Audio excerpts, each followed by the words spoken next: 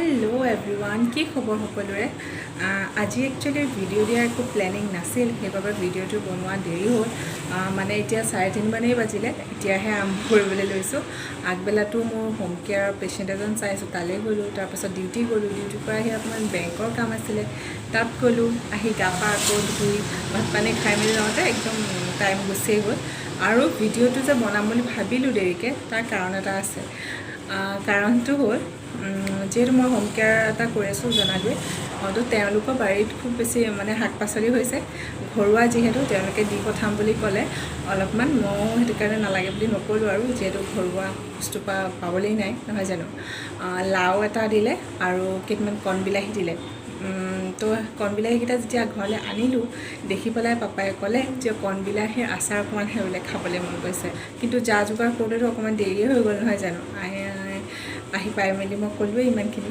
কি কৰিলোঁ তাৰপাছতে ভাত পানী খাই উঠি ক'লোঁ পাপা ব'লা আমি কণবিলাহীখিনি ৰেডি কৰিম চ' পাপাই ছিঙি গ'ল মই ধুই জাষ্ট চালনীখনত মেলি দিলোঁ তাৰপাছতে অলপমান আদা আৰু নহৰু গুচাই পেলাই চালনীখনত দি শুকাই ৰাখিছোঁ এতিয়া সেইখিনি আজি আচাৰ বনাই পেলাম তো ভাবিলোঁ আপোনালোকৰ লগতো ৰেচিপিটো শ্বেয়াৰ কৰি দিওঁ যেহেতু আকৌ এক্সট্ৰাকৈ ৰেচিপি বনাই পেলাই আজিকালি মোৰ এডিট কৰি আপলোড দিবলৈ একেবাৰে টাইম নহয়গৈ আৰু টাইম পালেও ভাগৰ লাগে এলাহ লাগে যিকণ অকণমান সময় পাওঁ চ' এনেদৰেই বনাওঁতে একেলগতে ভিডিঅ'টো কৰি আপোনালোকৰ লগত শ্বেয়াৰ কৰোঁ বুলি ভাবিলোঁ আৰু কণবিলাহীখিনি কেনেকৈ শুকাই থৈছোঁ মই আপোনালোকে ৰ'দটো পিছে গুচিয়ে গ'ল একেবাৰে ৰ'দ নাই ৰ'দটো গুচি গ'ল তথাপিও ওপৰৰ জাষ্ট ধোৱা পানীখিনিহে শুকাব লাগে ভিতৰতো নহ'লেও একো প্ৰব্লেম নাই তেনেকৈয়ে বনাম ৰেচিপিটো চাই ল'ব আপোনালোকে ৰ'দ চ'দ নহ'লেও আচাৰ এনেকৈ বনাব পাৰিব ভালকৈ খালি বনোৱাৰ আগতে বস্তুখিনি অকণমান কেয়াৰফুল হ'লেই হৈ যায়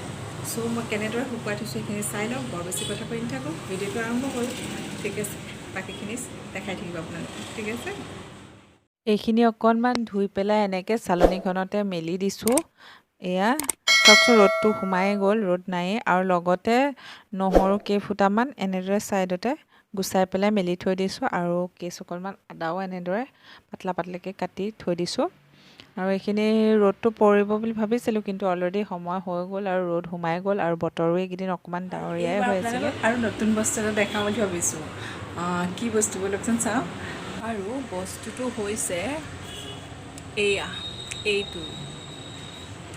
এইটো চাওকচোন কি বাৰু ধৰিব নিশ্চয় পাৰিলে দহি কৰিবলৈ শিকিছোঁ নতুনকৈ যিহেতু এতিয়া আজৰি থকা সময়টোত বাহিৰলৈ ওলাই যোৱাৰ খুব ভাল পৰিস্থিতি হৈ থকা নাই সেইবাবে গধূলি যেতিয়া অকণমান আজৰি হৈ থাকোঁ এনেই মোবাইল টিপি বহি থকাতকৈ এনেকুৱা কাম কিছুমান কৰিবলৈ বিচাৰোঁ নতুনকৈ শিকিছোঁ বৰ বেছি ভাল নহ'ব পাৰে আপোনালোকক এবাৰ দেখাই চাওকচোন ঠিকে আছেনে বাৰু অকণমান বাকী আছে কিন্তু দেই দেখাইছোঁ ৰ'ব হা মোৰ জাষ্ট এইখিনি বাকী আছে বাকী এইখিনি ইটো ছাইডো হৈ গ'ল আৰু এটা ছাইডো জাষ্ট ইমানখিনি বাকী আধাতকৈ অলপমান কম চ' আপোনালোকেও এনেদৰে শিকিব পাৰে নিজৰ কামটো নিজেই কৰিবলৈ পাৰিলে খুব ভাল লাগে মোৰ বহুত ভাল লাগে বেলেগৰ কথা নাজানো মই নিজৰ প্ৰতিটো কাম নিজেই কৰি খুব ভাল পাওঁ আৰু বহু দিনৰ পৰা দহি গোঠা মই শিকিম বুলি ভাবি আছিলোঁ গতিকে এয়া ওচৰৰ পৰা অকণমান দেখাই দিছোঁ পাৰিছোঁনে বাৰু মই পাৰিছোঁনে কি খবৰ জাষ্ট অথনি ভিডিঅ'টো পোৱাৰ পাছত যে মই শুই গ'লোঁ ইমানেই বেছি টোপনি ধৰিলে একদম পূৰা টোপনি আৰু এতিয়াহে উঠিছোঁ 5:30 বজাত পাপাই ঘৰত ধূনা দিলে তেতিয়া মই ধূনাৰ স্মেল পাইহে সাৰ পাইছোঁ মানে চ' এতিয়া সাৰ পাই পেলাই একদম কিবা নিচিনা লাগি আছে ফ্ৰেছ হৈ লওঁ খাই বৈ তাৰপিছত আপোনালোকক জল্দি আচাৰ ৰেচিপিটো দি আছোঁ আচাৰ যোগাৰ কৰাৰ আগতে যিহেতু আজি ৰাতিৰ সাজত কঁঠালৰ তৰকাৰী খোৱা হ'ব গতিকে প্ৰেছাৰ কুকাৰটোত কঁঠালখিনিও বইল কৰি লওঁ বুলি ভাবিলোঁ প্ৰেছাৰ কুকাৰটোতে নিমখ হালধি দি পেলাই কঁঠাল আৰু আলু এয়া দি দিছোঁ আৰু এয়া ঢাকন লগাই দিম এতিয়া পানী দি দিছোঁ পানী দি পেলাই এইখিনি প্ৰেছাৰ কুক হ'বলৈ থৈ দিম এইখিনিও সিজি থাকিব আৰু মোৰ কামো হৈ থাকিব গতিকে এইখিনি ৰেডি কৰি ল'লোঁ কাৰণ আচাৰ বনাই থাকিলে মোৰ অলপ সময় এনেও যাবই গতিকে তাৰ আগতে এইখিনি কৰি থ'লে মোৰ অলপমান কামটো ইজি হৈ থাকিব হে এভৰিৱান গুড ইভিনিং একেবাৰে মুখ হাত ধুই ফ্ৰেছ হৈছোঁ পকাতে বহি দিছোঁ অকণমান এয়া কেইটামান আঙুৰ লৈ আহিছোঁ। আঙুৰকেইটা খাই একদম দেৰি নকৰোঁ, আপোনালোকক আচাৰৰ ৰেচিপিটো দিম। এয়া এতিয়া আমি ফাইনেলি কণবিলাহীৰ আচাৰখিনি বনাম আৰু যিহেতু ৰ'দটো একেবাৰে নাপালে সেইবাবে মই আজি এটা বেলেগ পদ্ধতিত বনাম আচাৰটো। আৰু এয়া নহৰু আৰু আদাখিনি মই অকণমান এনেকৈ মিহি মিহিকৈ দীঘল দীঘলকৈ কাটি ল'লোঁ। নহৰুখিনি পাৰিলে আপোনালোকে দুফাল দুফাল কৰিও ল'ব পাৰে। আৰু আদাও একদম বৰ বেছি এগাল দিয়া নাই, একদম কমাই দিছোঁ। আৰু ব'লক এতিয়া আমি আচাৰখিনি বনাম। তাৰ আগতে কেৰাহী এটাত এইফালে গৰম কৰি লৈছোঁ আৰু তাতে আচাৰ মছলাৰ কাৰণে দিছোঁ এচামুচ চফ, এচামুচ গোটা ধনিয়া আৰু দিছোঁ এচামুচ গোটা জিৰা আৰু এচামুচতকৈ অলপ কম দিছোঁ দেই, 1 চামুচতকৈ কম। দেখিছে পূৰা ফুলকৈ দিয়া নাই, জনীগুটি দিছোঁ। আৰু এইখিনি অকণমান গৰমাই ল'লে হ'ল। আৰু এইখিনি আপোনালোকে মিক্সাৰ গ্ৰাইণ্ডাৰটোত গুড়ি কৰি ল'ব। বৰ বেছি মিহি কৰি নেপেলালেও হ'ব, অলপ গোটা গোটাকৈ ৰাখিলে ভাল হ'ব। এতিয়া সেই একেখন কেৰাহীতে এয়া কণবিলাহীখিনি দিবলৈ ষ্টাৰ্ট কৰিছোঁ। তেল চেল একো দিয়া নাই, চৰি মই কেমেৰাটো অন কৰিবলৈ থাকি গৈছিলে, সেইবাবে ফাৰ্ষ্টৰ পৰা নহ'ল। কিন্তু তেল চেল একো দিয়া নাই, একেটা কেৰাহীতে সেই মছলা ভজা কেৰাহীটোতে কণবিলাহীখিনি দি দিছোঁ। আৰু এতিয়া কণবিলাহীখিনি অকণমান পানীখিনি শুকুৱাই ল'ম। যিহেতু ৰ'দ একেবাৰে নাপালে সেইবাবে এনেদৰে আমি পানীখিনি শুকুৱাই পেলাব লাগিব। এয়া গোটেইখিনি কণবিলাহী মই দি দিলোঁ, লগত দি দিছোঁ নিমখ, কাৰণ নিমখটো দি দিলেও যিমান পানী ওলাব লগা আছে চব ইয়াতে একেবাৰে ওলাই গুচি যাব। আৰু অকণমান হালধিও ইয়াতে দি দিম। এয়া অকণমান হালধি দি দিলোঁ। এতিয়া একদম সাৱধানেৰে এইখিনি তলৰ পৰা এনেধৰণে লৰাই দিব, চবতে যাতে নিমখ হালধি ভালদৰে লাগি যায়।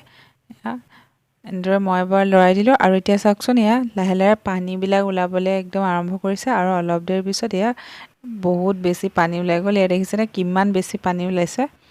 এই গোটেই পানীখিনি আমি শুকুৱাই পেলাব লাগিব, নহ'লে আচাৰখিনি ভাল নহ'ব। পানীখিনি কমপ্লিটকৈ নুশুকালৈকে আমি এনেদৰে মাজে মাজে অলপ অলপ লৰাই থাকিম। আৰু এয়া বহুতখিনি পানী শুকাই গৈছে। আৰু এয়া নমোৱা আগে আগে জাষ্ট আদা আৰু নহৰুখিনি দি দিম। আদা নহৰুখিনি আমি বহুত আগতেই দিয়া নাই, যাতে সিহঁতৰ স্মেলটো বা সিহঁতৰ যিটো ফ্লেভাৰটো থাকে গুচি নাযায়, সেইবাবে আমি শেষত দিছোঁ।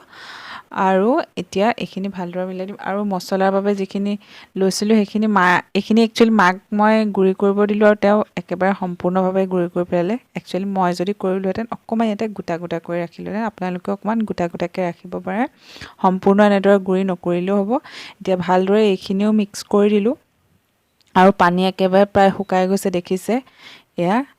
আৰু এতিয়া ইয়াতে দিব লাগিব অকণমান ভোট জলকীয়া, আগৰে বনাই থোৱা ভোট জলকীয়া দি দিছোঁ। একচুৱেলি আপোনালোকে দেখিলে অথনিৰ পৰা মই কোনো ধৰণৰ জলকীয়া বা জলকীয়া গুড়ি একোৱেই ইউজ কৰা নাই, সেইবাবে মই আগৰ বনাই থোৱা ভোট জলকীয়া তেল অকণমানকে ইয়াত দি দিলোঁ, তেতিয়া আচাৰখিনি বেয়া হোৱাও চান্স নাথাকে। আৰু এতিয়া দি দিলোঁ একেবাৰে কেঁচা মিঠাতেল।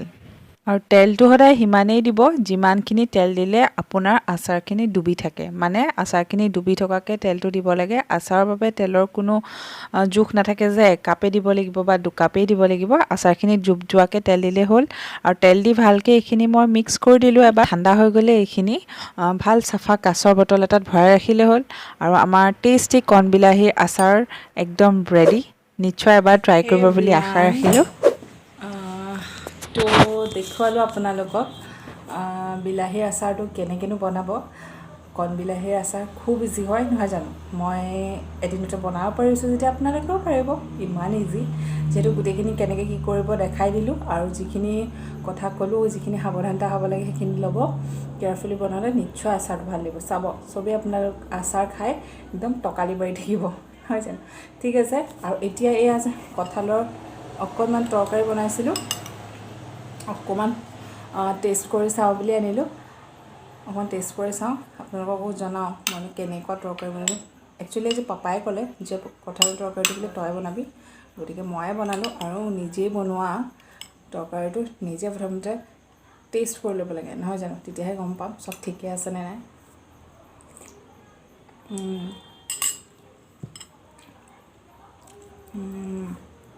গৰম একদম বঢ়িয়া হৈছে, টেষ্টি, ভাল হৈছে দেই,